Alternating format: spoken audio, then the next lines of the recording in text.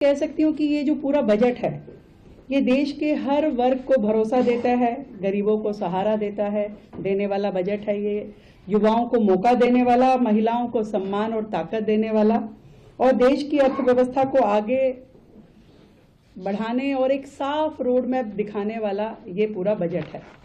और जो तीन बातें हमारी आदरणीय वित्त मंत्री जी ने कही, तीन कर्तव्यों की बात कही, वो बहुत ही शानदार थी कि ये बजट तीन बड़े कर्तव्यों से प्रेरित है और यही इसकी सबसे बड़ी ताकत है। पहला कर्तव्य है देश की आर्थिक वृद्धि को तेज करना और लगातार उसे बनाए रखना, दोनों चीजें।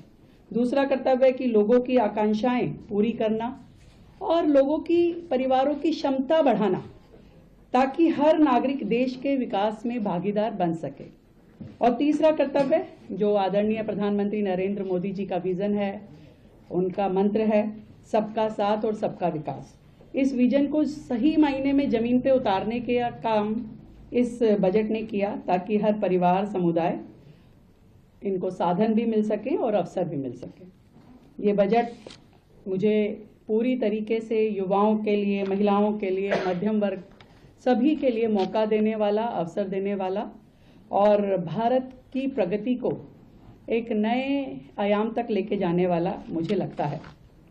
और इस बात को भी मैं पूरे विश्वास के साथ कहती हूँ कि आज जो दिल्ली सरकार है वो केंद्र सरकार के साथ मिल करके बजट में दी हुई अधिकतम योजनाओं का लाभ ले सकते हैं।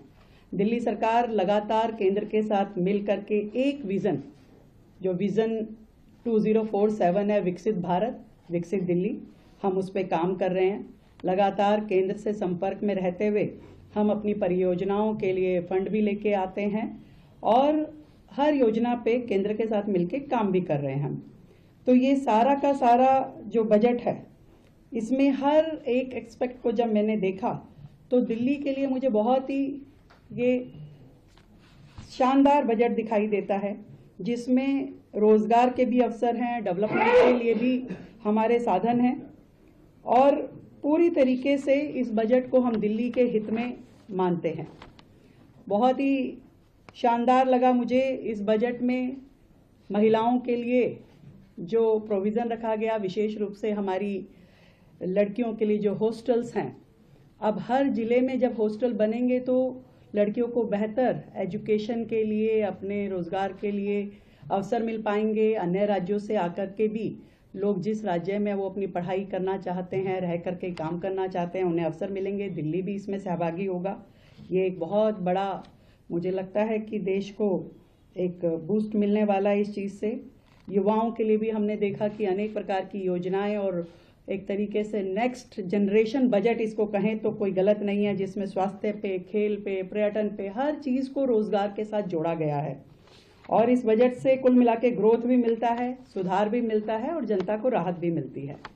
मैं जब इन सारे प्रोविजंस की बात करती हूँ तो विशेष रूप से कहना चाहूँगी कि इस बजट में जो हमें दिल्ली के लिए एलोकेशन मिला, जो 1348 करोड़ रुपए, उसके लिए भी मैं धन्यवाद देना चाहती हूँ। शासकी के अंतर्गत जो 3 राज्य है, दिल्ली, पुडुचेरी और जम्मू एंड कश्मीर, इसके लिए पहले बजट हुआ करता था 6275 करोड़ रुपए, अब उसको बढ़ा के 15380 करोड़ कर दिया गया है। तो ये तीनों राज्य जो लेजिस्लेचर वाले हैं, इनको इसका सीधा लाभ मिलेगा और दिल्ली इस पूरे लाभ में से अधिकतम लेके जाने का प्रयास करेगी। इसी तरीके से सेंट्रली स्पॉन्सर्ड जो स्कीम्स होती हैं केंद्र सरकार की, उसका बजट भी बढ़ाया गया है केंद्र द्वारा इन तीनों राज्यों के लिए। वो पहले 12,483 करोड़ हुआ करता था पिछले साल तक, अभी इस बजट को इस वित्तीय वर्ष में 13,611 करोड़ किया गया है। तो इसमें भी दिल्ली को पूरा लाभ मिलेगा अपनी सभी उन 82 सेंट्रली स्पॉन्सर्ड स्कीम्स के लिए जो दिल्ली में केंद्र के सहयोग से चलाई जा रही हैं। एक और जो डायमेंशन है उसमें भी हमें लाभ मिलेगा, सेंट्रली सेक्टर्ड स्कीम, जिसके अंतर्गत दिल्ली में 39 स्कीम्स ऑपरेट होती हैं। उसमें भी 232 करोड़ रुपए का फंड जो है 3 राज्यों को दिया गया है, जिसमें दिल्ली का पूरा शेयर रहेगा। मैं इस गृह मंत्री अमित शाह जी का बहुत धन्यवाद करती हूँ, जिन्होंने दिल्ली पुलिस का जो बजट है उसे 12,500 करोड़ किया है और कहीं ना कहीं सेफ दिल्ली प्रोजेक्ट के नाते दिल्ली इस बजट के माध्यम से आधुनिक यातायात प्रणाली, संचार का नेटवर्क, आईटी परियोजनाएं, ये सब शुरू कर पाएगी और एक बेहतर व्यवस्थाएं हम दिल्ली के लिए खड़ी कर पाएंगे।